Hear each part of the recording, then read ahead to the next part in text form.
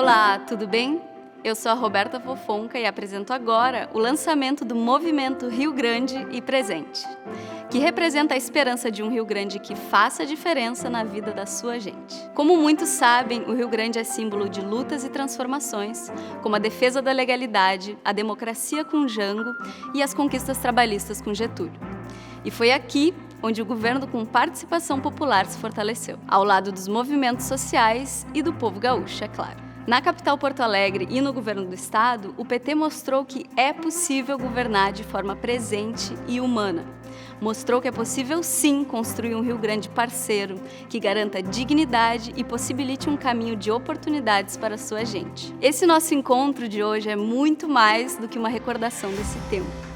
É um encontro da experiência e da determinação, do legado e dos novos desafios. É também a esperança de um novo capítulo de paz, saúde, emprego e tranquilidade para quem vive e ama o nosso Rio Grande. Quero dar as boas-vindas a todos e todas que nos acompanham pelas redes sociais e quem está entrando agora na live, seja muito bem-vindo.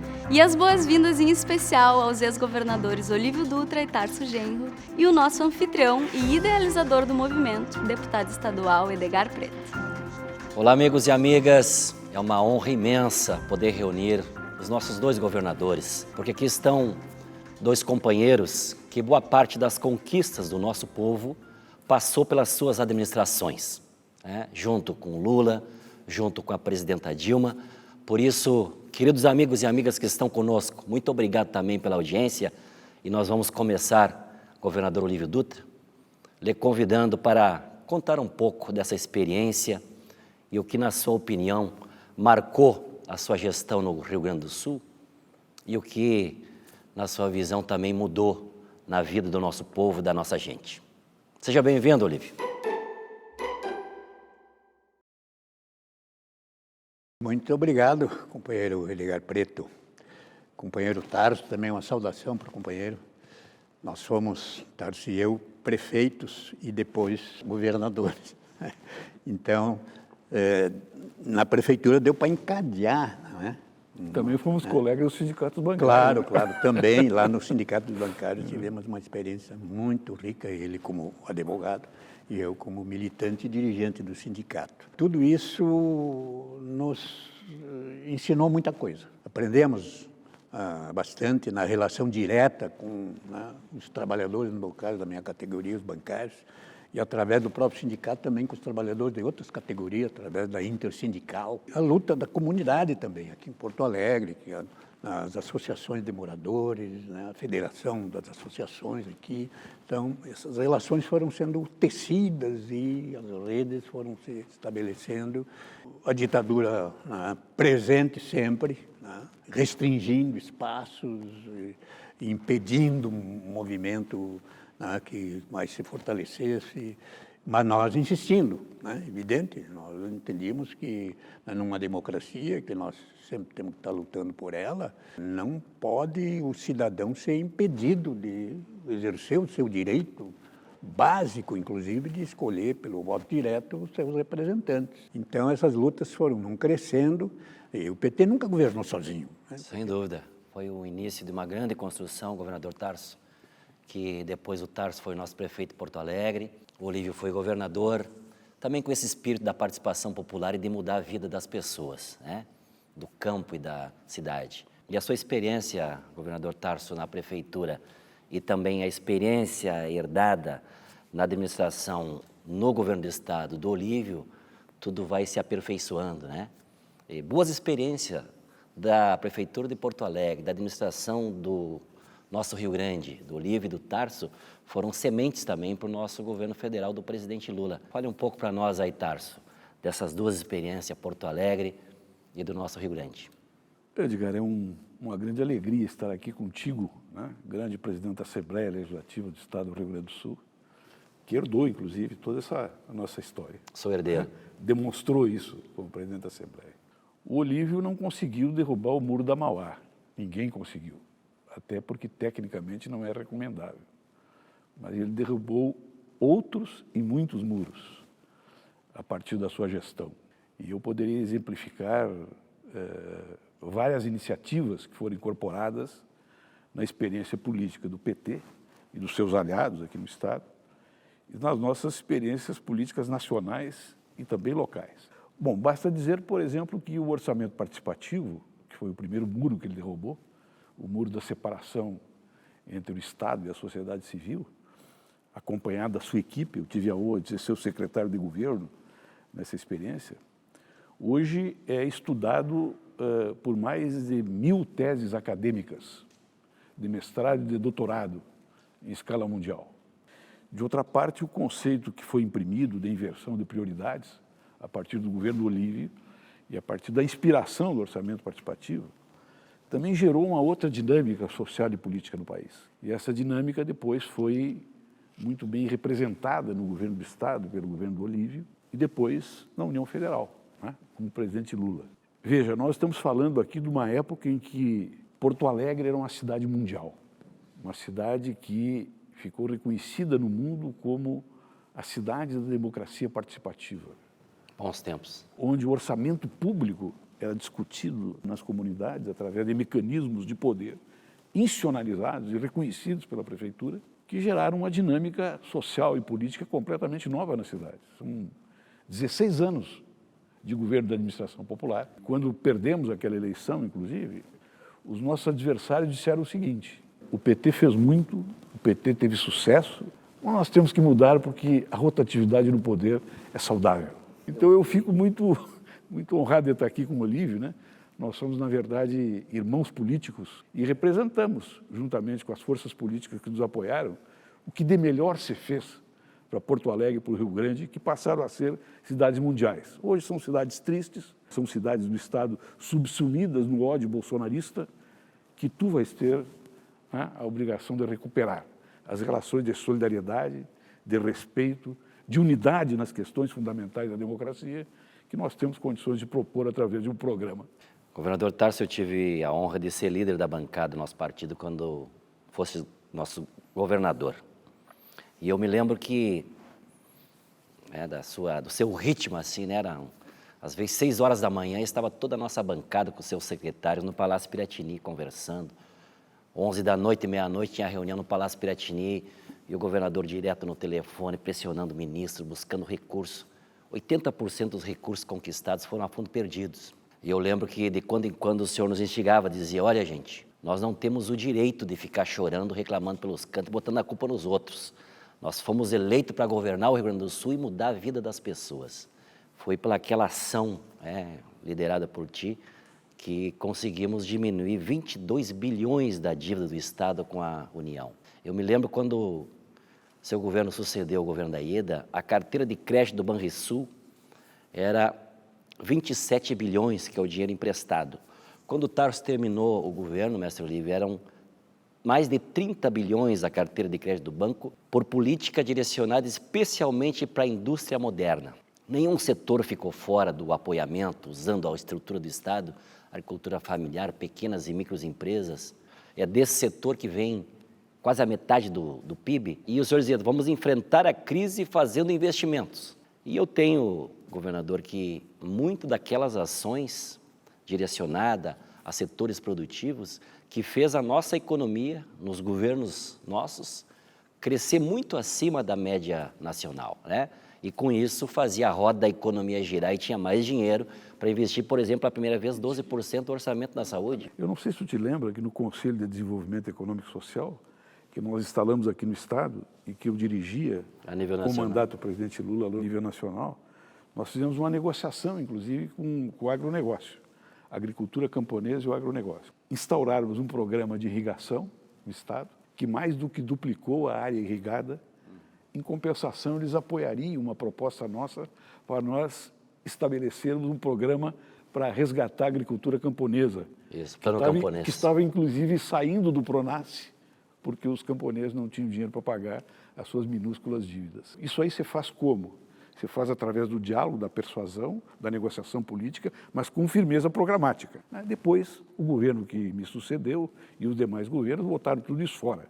Hoje, o Rio Grande do Sul é um estado que se comunica apenas pela contradição, pelo ódio, pela rejeição. Parece que as classes dominantes gaúchas, né, estavam com sede de chegar novamente ao poder e não ter que negociar com as forças populares os seus interesses.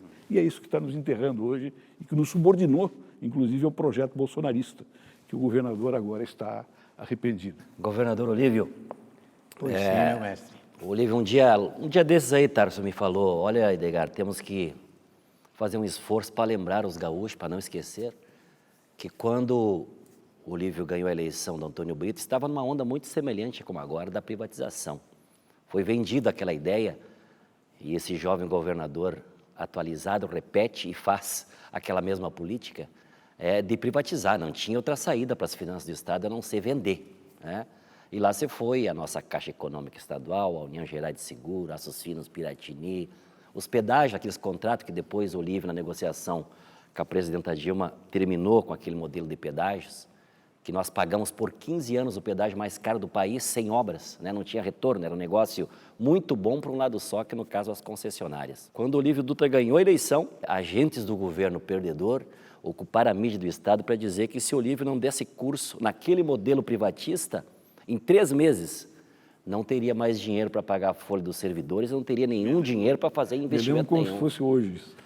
E o mestre Olívio sublinhou, nós não vendemos nenhum parafuso, não atrasamos o salário e fizemos pesados investimentos no setor produtivo e a vida das pessoas se modificou para melhor, mestre. É bom recordar isso, sim, né?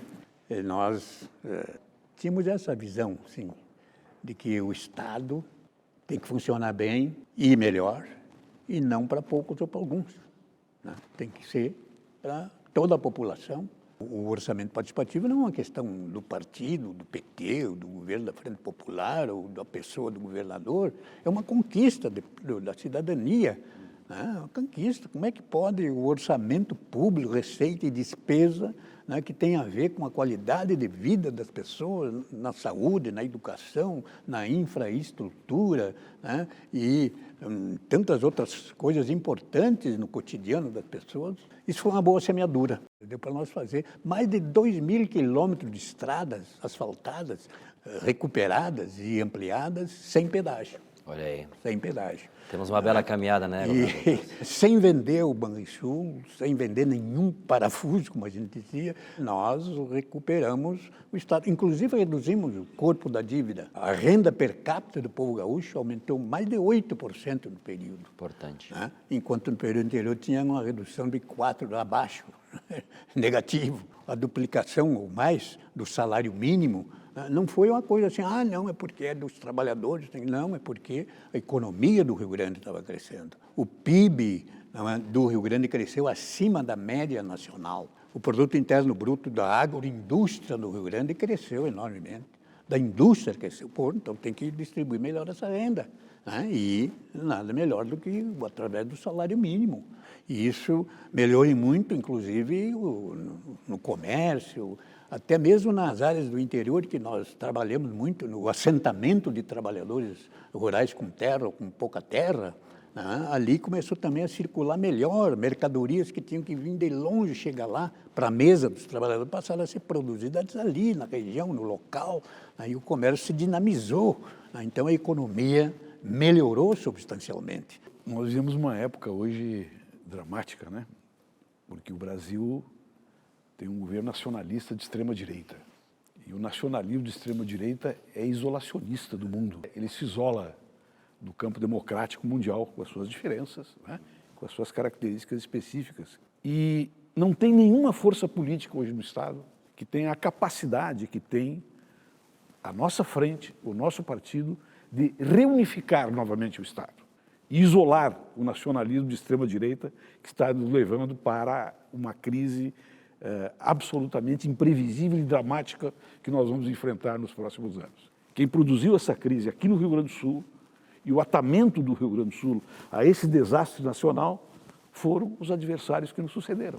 Tanto o governo Sartori como o governo Leite sucumbiram perante esse hipnotismo da extrema-direita que dizia que bastava afastar o PT do governo para as coisas serem colocadas no seu devido lugar. E essa é a resposta que nós temos que dar ao Rio Grande. Quem encarou de maneira correta o processo de globalização aqui no Brasil foi o governo Lula.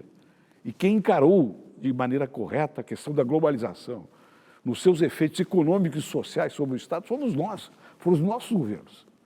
que articularam relações internacionais, que atraíram investimentos, que atraíram ciência e tecnologia, que colocaram o Estado como vanguarda política de uma nova integração global. Eu, como governador do Estado, fui recebido pelo presidente da França. Como é que isso é possível? É possível porque nós tínhamos prestígio político acumulado, capacidade de governo acumulado, e representávamos a unidade política do Estado que queria ser soerguer, que queria se afirmar como um Estado de referência na participação política, na democracia e no desenvolvimento, né, das pessoas que trabalham, das pessoas que produzem, das pessoas que estão integradas numa sociedade democrática para promover o seu ascenso social, né, dentro de um programa de governo que tenha sustentabilidade. E isso nós conseguimos. Obrigada, governadores. Obrigada, deputado. Agora vamos falar um pouco sobre o nosso Brasil, que está cada vez mais difícil com esse governo, né, gente? Uma vez que a pobreza não para de crescer, o preço dos alimentos só aumenta, a gasolina, o álcool e o gás de cozinha estão lá no alto, sem falar do salário dos brasileiros, que está cada vez mais baixo, e o desemprego que bate recorde atrás de recorde. Por isso eu quero lançar uma pergunta que tem uma resposta que é cada vez mais evidente. Afinal, qual é o melhor caminho para resgatar o Brasil e, de fato, reconstruir o Rio Grande?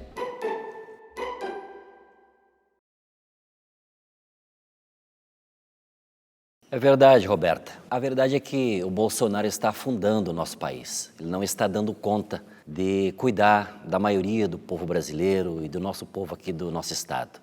E o estado que já ocupou um papel de vanguarda, ativo, que não se conformava com os mandos do Comando Central, sempre teve fazendo a sua parte. Sempre foi uma experiência positiva para o restante do nosso Brasil e para o mundo. O presidente Lula também deixou um legado extraordinário para o nosso país. 36 milhões de brasileiros que saíram do mapa da fome, da miséria. O salário mínimo cresceu 70% acima da média nacional.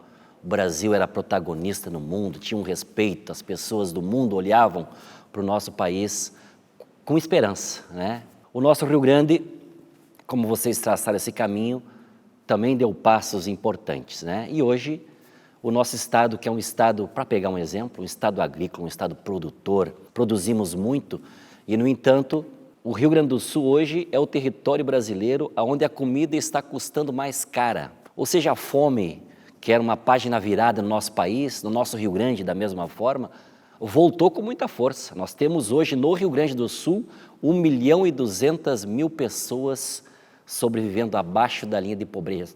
E o governo do estado se conforma em olhar o cenário do estado, o cenário nacional, sem uma ação efetiva. Então, nós estamos, governador Tarso, governador Olívio, buscando forças para construir um grande movimento que traga esse Rio Grande presente na vida das pessoas, que novamente começa a dialogar, tem a capacidade de escutar. Então eu busco também a opinião de vocês, como que a gente, com o presidente Lula, que volta a reunir de novo a esperança para o nosso povo brasileiro e para o mundo, para fazer essa reconstrução nacional, e como que o nosso Rio Grande também não perde essa oportunidade, né, de reconstruir. Pois é, Edgar, essa é uma questão chave, né? Porque os dois governantes que nós tivemos agora no último período embarcaram na política do ódio, na política da indiferença, em vez de abraçar o debate, a discussão, e abraçar a solidariedade e a justiça. E isso ficou bem claro quando o governador do PMDB, né, já se apresentou como Sartonaro, ou Sarto Bolsonaro, alguma coisa. Para mostrar que ele era mais amigo do dito capitão candidato naquela época. Brigava até para ver quem era mais amigo do candidato. E o governador atual foi para o palanque incentivar a política de ódio que era promovida pela extrema-direita fascista aqui no Brasil contra o Partido dos Trabalhadores e os seus aliados.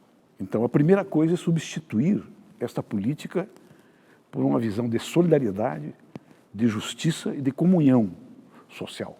Eu, por exemplo, como governante, eu tive uma relação com o Fernando Henrique Cardoso nas questões de interesse público da capital a partir de critérios republicanos. E o Fernando Henrique Cardoso foi responsável pela liberação, né, dos contratos que vieram resultar no financiamento da terceira perimetral, por exemplo. A relação entre pessoas que estão no poder representando a sociedade não é levar a linha do seu partido contra os outros, é levar a linha do seu partido naquilo que diz respeito ao interesse público e estabelecer todas as comunhões possíveis. Em relação à questão financeira, ou seja, de financiamento do Estado e a questão econômica, não tem nenhuma questão importante na cidade e no Estado que não seja também uma questão global. Todas as questões importantes são globais. O Brasil foi financiado durante muito tempo pelo preço das commodities. Agora nós temos que financiar o Brasil de um outro modo, através, como diz o Olívio, de uma profunda reforma tributária, que pague mais quem tem mais, que pague menos quem tem menos. Esta inserção do Brasil no mundo, segundo critérios de interesse soberano do país e do Estado, é chave para recuperar o Brasil. E aí entramos no outro salto, que é o salto político que o Brasil tem que dar. O compromisso que nós temos que estabelecer com as outras forças políticas é outro nesse momento. Ninguém apoia Bolsonaro se ele for para o segundo turno. Isso é chave para formar uma frente política minimamente civilizatória do processo democrático do Brasil. Bolsonaro nunca mais. Significa dizer violência nunca mais, ameaças nunca mais, fascismo nunca mais aqui no Brasil, tortura nunca mais aqui no Brasil. Sem isso, nós não vamos recuperar a unidade política da nação para enfrentar o próximo período da globalização, que vai ser muito mais complexo do que aquele que nós enfrentamos até agora. Maravilha. São dois governadores que participaram também dos governos do presidente Lula, né? E que ajudaram a fazer aquela reconstrução nacional. O governador Olívio Dutra foi ministro das cidades, aliás, inaugurou a organização daquele grande ministério que foi super importante. As experiências do Estado, levado para nível nacional, permitiu pequenos agricultores, trabalhadores do campo, já que já tinha políticas urbanas na cidade, promovesse esse grande projeto, programa de habitação para o povo do campo e da cidade, democratizando a participação dos pobres no orçamento, né? Com aquela experiência e a experiência do nosso Estado, sua visão para a gente reconstruir o Rio Grande e o nosso Brasil, um Rio Grande presente, um Rio Grande que cuida das pessoas, que dê tranquilidade, da alimentação, a tranquilidade do emprego, a tranquilidade do estudo, a tranquilidade de poder pagar suas contas no final do mês, né? É verdade.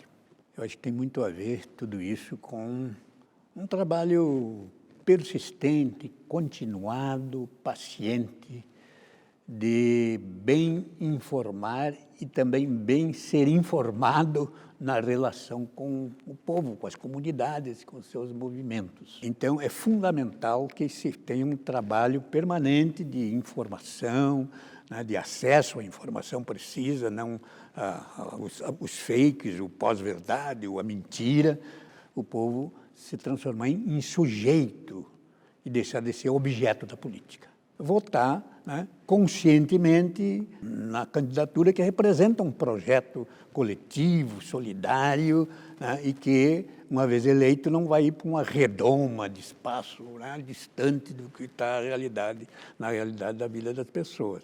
Então é importante esse trabalho de conscientização e que não é pré-eleitoral, tem que ser constante, permanente, antes de uma eleição, depois do governos e tal, né? Pequeno parêntese, né? Sim, tá. Vamos ver como é que vai terminar esta novela municipal do nosso prefeito negacionista, que comprou um enorme estoque de cloroquina aqui na prefeitura de Porto Alegre, para agradar quem? E para fazer lucrar quem? Então, os mecanismos de justiça são fundamentais em momentos como esse, porque isso desmascara todo um discurso moralista, todo um discurso manipulatório que determinados governantes fizeram para enfrentar a crise do coronavírus, com grandes efeitos econômicos e financeiros sobre as prefeituras e sobre os estados. E é por isso que eu acho que nesse processo de conscientização é uma relação de aprendizado permanente e de negação do negacionismo. Exatamente. Combater o negacionismo. A democracia é um processo sempre aberto e pode e deve ser aperfeiçoada, não de cima para baixo, ou por uma elite que se acha mais sabida do que o povo. Não, tem que ser de baixo para cima um processo. Imagina um país com essa concentração de renda como a nossa, não dizer que é uma democracia, né? Onde 70% da renda nacional está concentrada na mão de poucas famílias. A nível mundial também, tu vai ver as grandes empresas multinacionais, 200 ou 300 dessas empresas lidam com o dinheiro que circula no mundo inteiro. Nós não podemos ficar submissos a isso. Então, nós temos que ter relações, né, fora da nossa realidade local, regional, com outras forças a nível mundial, né, que pensam também nesse distensionamento, nessa desconcentração da renda e da riqueza e do poder, né, para que tenhamos estados que funcionem bem e melhor, no interesse efetivamente público, portanto, não são propriedade do governante, dos seus amigos, dos seus familiares, dos seus partidários, né? E para isso, né, a questão-chave é a democracia. Nós precisamos de mais e não de menos democracia. E a democracia que tem a ver com a vida da pessoa lá no bairro, lá no interior, na situação dele, de morador de rua, que mexe com a renda, com a geração de emprego e trabalho digno, com a educação de qualidade, né, com a cultura sendo, né, a expressão do povo e não imposta de cima para baixo ou recebida empacotada. Né? Então, é fundamental que essas questões sejam trabalhadas no cotidiano. Muito obrigado, governador Tarso Genro, governador Olívio Dutra, por nos darem o privilégio dessa escuta, desse diálogo franco, transparente, como é as suas vidas. E é assim que nós faremos, essa é a nossa disposição, percorrer esse Rio Grande escutando as pessoas e junto construindo a possibilidade de um novo caminho. O nosso Rio Grande já foi muito maior do que é e ele voltará a ser. Nesse exercício da escuta que nós queremos escutar também o senador Paulo Paim, nosso grande senador, já foi colega de vocês, foi deputado federal constituinte e é hoje o representante de causas, de pautas, de agendas que são fundamentais para o povo gaúcho e o povo brasileiro. Fala, senador Paulo Paim. Amigos e amigas, é uma felicidade imensa, pode crer, participar desse grande encontro. Um momento de somar forças e abrir um caminho de diálogo com a nossa gente gaúcha. Nos últimos anos, trabalhamos muito na defesa dos direitos dos trabalhadores e das trabalhadoras. Não só aqui no Rio Grande, como em todo o Brasil, mas sempre ao lado de grandes amigos. Este amigo Edgar Preto e da nossa corajosa bancada de senadores, deputados e deputadas lá no Congresso. Criamos aqui no Rio Grande a Frente Gaúcha em defesa da Previdência Pública. Obrigamos lá em Brasília o governo Temer a recuar na reforma da Previdência. Foi uma longa batalha e fizemos com que o direito a se aposentar naquele momento fosse preservado. 2 anos depois eles voltaram de novo, mas derrotamos a reforma trabalhista do governo Bolsonaro e também a capitalização da Previdência que ia acabar com o direito de você se aposentar. Digo isso só para citar 2 exemplos, entre muitos, sim, da nossa União, com muita determinação do meu amigo Edgar, sempre na frente, em trabalhar pelo direito de todos e de todas. É com orgulho que estamos aqui, mais uma vez, nessa estrada da vida, juntos com esse belo movimento. É a consolidação da nossa luta por um Rio Grande mais atuante na vida das pessoas. É um retrato fiel da personalidade, da visão política e do espírito de solidariedade desse grande amigo Edgar Preto. Um homem de palavra e de diálogo, amor e muito trabalho, cabeça e coração sempre, tal qual foi o seu pai, nosso sempre lembrado e querido Adão Preto. Quero aqui mandar um abraço a todos e a todas, em especial aos companheiros, líderes, ex-governadores, Tarso Genro e Olívio Dutra. E dizer ao Edgar que ele pode contar comigo hoje e sempre, como foi no passado. Tenho certeza que juntos vamos fortalecer o nosso Estado e construir um Rio Grande para toda a nossa gente.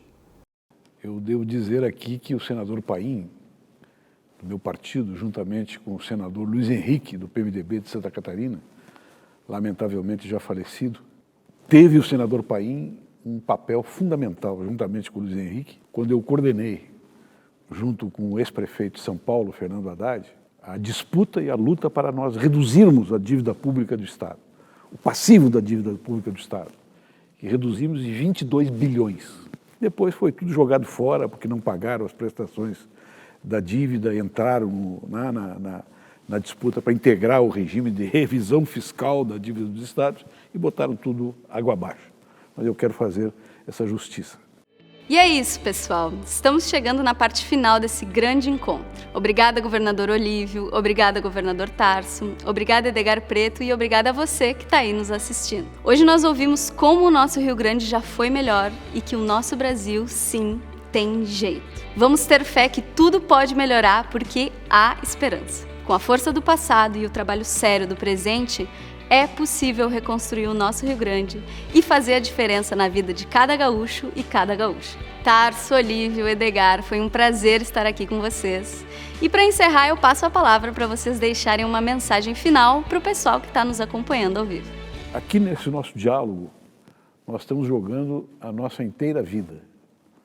Eu e o companheiro Olívio somos pessoas que temos uma tradição, não só de participação política, mas também uma tradição de estarmos na mesma trincheira, na trincheira da luta pelos direitos do povo, na trincheira da luta pela regeneração e aprofundamento das funções públicas do Estado e na trincheira da luta em defesa da democracia, que hoje é a questão fundamental do sistema político brasileiro. Então, Edgar, esta reunião contigo é uma reunião de referência para o nosso futuro.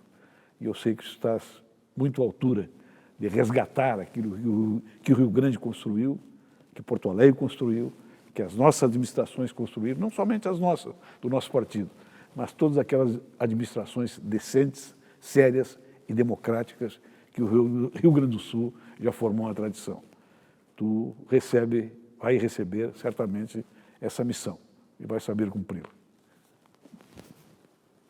Edgar, meu companheiro, Tarso, foi com enorme satisfação que participei desta charla, desta boa conversa. Certamente teremos outras. Por certo. Não é? E transmitindo um pouco das nossas experiências numa sociedade, né, de concentração de renda enorme, né, e de poder também.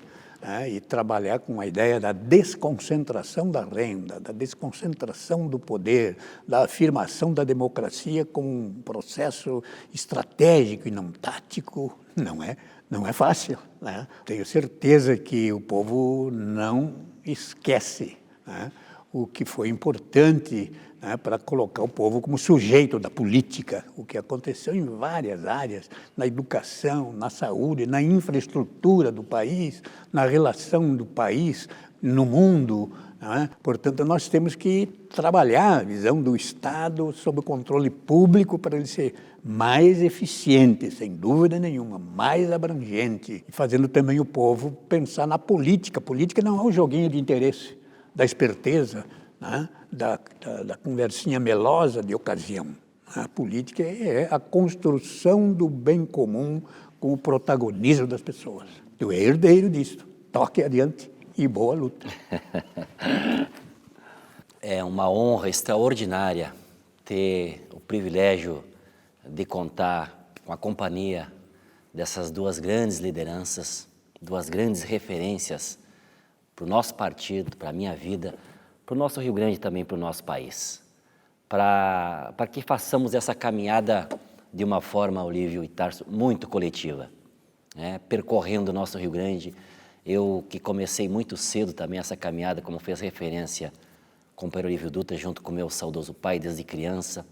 Conheço esse Rio Grande de ponta a ponta, já andei por todos os municípios, estou cumprindo o meu terceiro mandato na Assembleia Legislativa, estou compartilhando com a bancada do meu partido estadual, com a bancada federal, com o senador Paim, com todas as nossas lideranças, essa vontade, essa disposição de construir esse grande movimento de um Rio Grande e forte, especialmente para aqueles que mais precisam das políticas públicas, mas que também tenham nos setores produtivos, no nosso Rio Grande, um apoiamento e não um atrapalho, né? Nós achamos que o Rio Grande pode muito mais com o que tem hoje, mas nós faremos ele ainda maior ainda. O nosso Rio Grande é como o coração de mãe gaúcha, cabe toda a nossa gente. Então é com muita fé, com muita esperança e com muita disposição que nós vamos trilhar os caminhos desse Rio Grande para reconstruí-lo junto com o nosso Brasil. Vamos, Tarso? Vamos, Olívio Dutra. Vamos lá. Rio Grande presente para toda a sua gente. Estamos contigo, companheiro Edgar. Vamos juntos, mulheres e homens, construir o Rio Grande que queremos. E vamos caminhar lado a lado.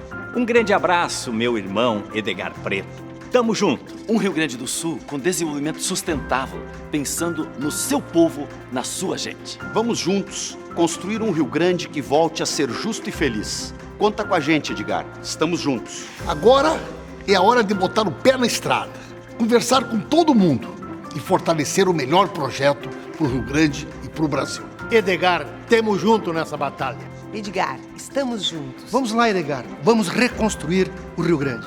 Estamos contigo, Edgar, junto com o nosso povo. Edgar, estamos juntos. Um Rio Grande presente para toda a sua gente.